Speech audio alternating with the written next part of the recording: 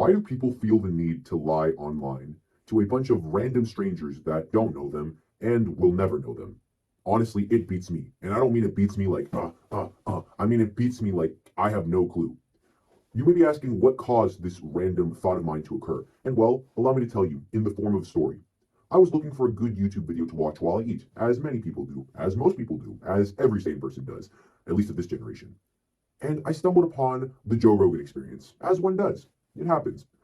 I got this random clip recommended to me from 6 years ago, maybe 5 years ago, from a random female MMA fighter or Muay Thai or kickboxer, something like that. And she was telling a story about how she dumped her boyfriend after she saw him do this in a fight. He apparently didn't even lose that fight, and she would go on to lose her fight that same day.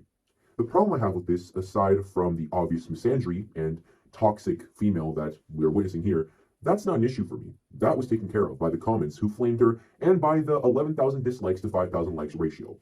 We took care of her. She's a dumbass. Yes, we understand this. No, the issue I have and why I'm making this video is because why do people feel the need to lie online? All the comments, if you go and check out the video, are about, oh, he would go on to win his next fight on the same day, and she would go and lose that fight, and she's got a 2-23 kickboxing record. Guess what I found when I searched up all of this stuff and tried to verify it? Not a single goddamn thing.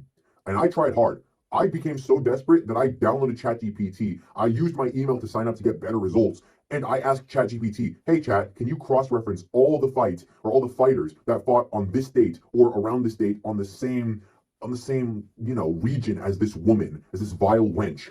Can you cross-reference them and also give me history of her dating rumors?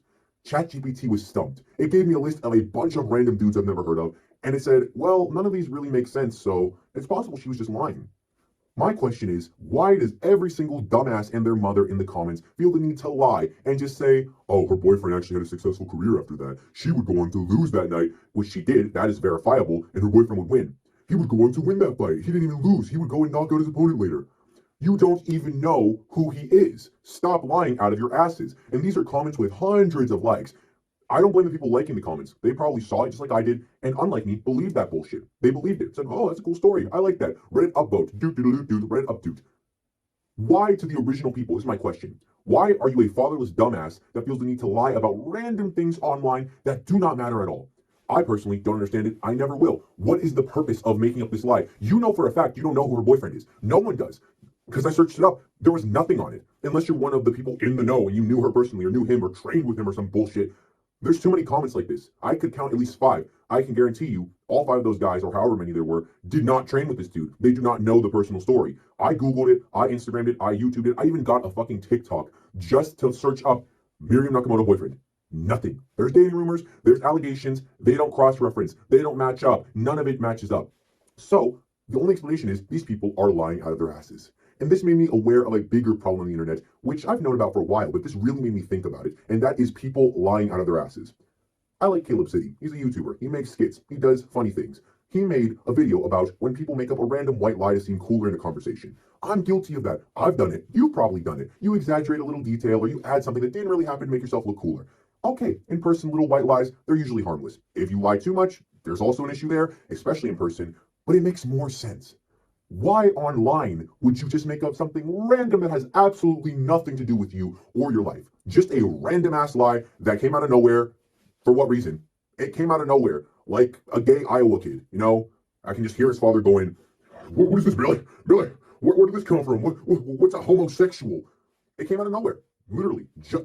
Where did this come from? I don't know. Do you know? Our boyfriend won that fight by knockout later. Okay, where's your source? Where did you get this information from? Because it sure as hell wasn't the internet. Were you there in person? Was it some random bar fight in Thailand that you happened to witness and attend and witness with your own eyes? Because no one else seems to know. So my only explanation is that they probably lied out of their asses. No, not probably. They definitely lied out of their asses just to get a few thumbs up on YouTube, which I find stupid and pathetic. And I think you're a loser if you do this. I'm just going to be straight up. Maybe I've done it in the past in person. I've exaggerated a little detail about myself. I said something that maybe didn't happen exactly the way I said it. Why lie online? I don't understand. For something that doesn't involve you, that will never involve you, are you that much of a loser? Do likes mean that much to you? I don't get it, but it annoyed me enough to make a video about it. So, yeah. A video 6 years later at that. I have nothing else to say. If you lie online, consider getting a life.